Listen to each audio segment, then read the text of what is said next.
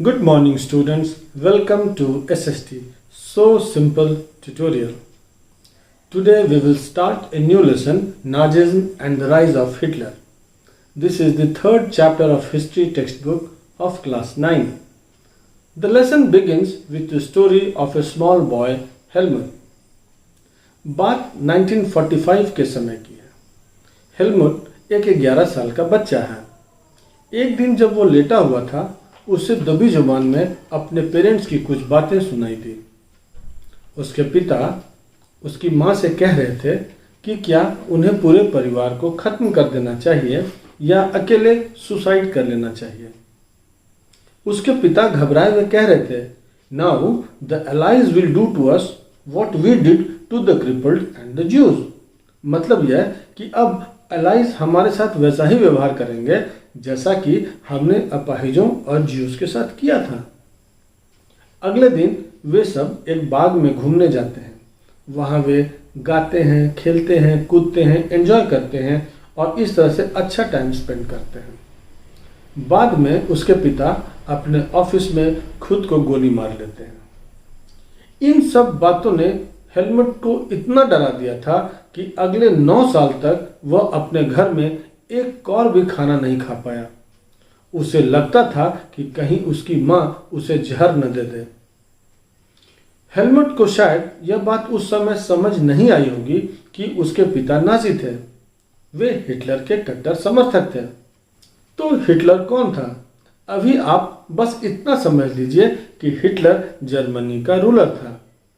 वह पूरे यूरोप को जीतना चाहता था और जर्मनी को दुनिया का सबसे ताकतवर देश बनाने की इच्छा रखता था। तो अब नाजी किसे कहते हैं? हिटलर की पार्टी नाजी पार्टी की विचारधारा को मानने वालों को या समर्थन करने वालों को नाजी कहते हैं। तो नाजिज्म क्या होता है?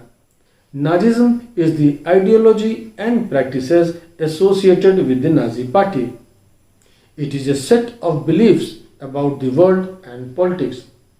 यह दुनिया और राजनीति के बारे में एक सोच है, एक विचारधारा है। ये सब कुछ हम लोग इस लेसन में देखेंगे। तो इससे पहले कि इस कहानी को आगे बढ़ाएं, हम पहले कुछ बातें जान लें तो अच्छा रहेगा। सबसे पहले तो ये जान लें कि इस दुनिया में अब तक 2 वर्ल्ड वॉर लड़े गए, first world war and second world war. First world war 1914 से 1918 तक 2 यूरोपियन अलायंसेस के बीच लड़ी गई। एक का नाम सेंट्रल पावर्स था, जिसमें जर्मनी, ऑस्ट्रिया और टर्की थे। दूसरे को एलाइज कहा जाता है, जिसमें फ्रांस, ब्रिटेन और रशिया थे। बाद में अमेरिका भी इसमें जुड़ा। ध्यान रहे, ये सारे देश एक ग्लोबल एम्पायर थे। इस लड़ाई में एलाइज की जीत होती है। सेकेंड वर्ल्ड वॉर 1939 से 1945 तक चला। इसमें भी 2 ग्रुप लड़े। एक को एक्सिस पावर कहा जाता है, जिसमें जर्मनी, इटली और जापान साथ थे। दूसरे को एलाइज कहा जाता था, जिसमें यूके, फ्रांस, यूएसएसआर थे और बाद में इसमें भी यूएसए शामिल हुआ। इस लड़ाई में भी जीत एलाइज की ही होती है। इस लेसन की पूरी कहानी फर्स्ट वर्ल्ड वॉर खत्म होने से लेकर के सेकेंड वर्ल्ड वॉर के खत्म होने तक के बीच की है। तो चलें देखते हैं कि हेलमुट के पिता को किस बात का डर था, उन्होंने सुसाइड क्यों किया। सेकेंड वर्ल्ड वॉर चल रही थी। मई 1945 में जर्मनी ने एलाइज के सामने सरेंडर कर दिया। आगे क्या होने वाला है शायद इसका अंदाजा हो गया था। इसीलिए हिटलर और उसके प्रोपेगेंडा मिनिस्टर गोबल्स ने बर्लिन के एक बंकर में पूरे परिवार के साथ सुसाइड कर ली। लड़ाई के समय गोलीबारी या बमबारी से बचने के लिए अंडरग्राउंड जो कंक्रीट के शेल्टर बनाए जाते हैं, इसे ही बंकर कहते हैं। After the war ended, an international military tribunal was set up to prosecute Nazi war criminals in Nuremberg. Nuremberg is a city in Germany. Tribunal एक कोर्ट होता है, अदालत। अब इन नाजियों पर मुकदमा चलेगा। किस बात पर मुकदमा चलेगा? इन पर आरोप क्या लगा? Crime against peace, war crimes and crimes against humanity. इनमें खासकर जर्मन्स ने जो वॉर के समय किया, जिसे क्राइम अगेंस्ट ह्यूमैनिटी कहा गया, इसकी निंदा पूरी दुनिया में हुई। It invited world wide condemnation. आप सोच रहे होंगे कि आखिर उन्होंने किया क्या था। Under the shadow of war they waged a genocidal war.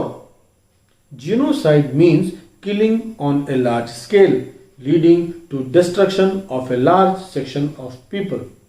मतलब जनसंहार। इसके तहत कुछ खास तरह के लोगों को सामूहिक रूप से मारा जाता है। तो इन लोगों ने किसको मारा? They killed 6 million Jews, 2 lakh gypsies, 1 million Polish civilians। Poland में रहने वालों को पॉलिश कहा जाता है। 70,000 जर्मन्स, मतलब जर्मन्स को भी नहीं छोड़ा। जो जर्मन्स मेंटली या फिजिकली डिसेबल्ड थे उनको भी मार डाला। They also killed innumerable political opponents, मतलब जो उनके राजनीतिक विरोधी थे, जो नाजी आइडियोलॉजी का विरोध करते थे, उनको भी मार डाला। इतनी भारी तादाद में लोगों को मारने के लिए गैस चैम्बर बनाए गए थे, जहां एक साथ हजारों लोगों को मार दिया जाता था। न्यूरेमबर्ग मिलिट्री ट्रिब्यूनल ने 11 लोगों को मौत की सजा सुनाई। बाकी लोगों को लाइफ इम्प्रिजनमेंट यानी कि उम्र कैद दिया गया। जिस तरह के जुल्म इन लोगों ने किया था, उसे देखते हुए ये सजा कम लगती है, बहुत छोटी लगती है। दरअसल एलाइज हारे हुए जर्मनी पर उतनी हार्श सजा थोपना नहीं चाहते थे जितना कि फर्स्ट वर्ल्ड वॉर के बाद उन पर थोपा गया था। तो फर्स्ट वर्ल्ड वॉर के बाद जर्मनी में क्या हुआ, उन पर क्या थोपा गया था, ये सब हम अगले क्लास में देखेंगे। आज इंट्रोडक्शन में बस इतना ही। अब आपको क्लास 9 के वीडियो इस चैनल पर मिलते रहेंगे। अगर आपको ये लेसन समझ आ रही हो तो इसे सब्सक्राइब जरूर करें ताकि आपको इसके नोटिफिकेशन मिलते रहें। So let us meet in the next class. Till then keep reading. Thank you.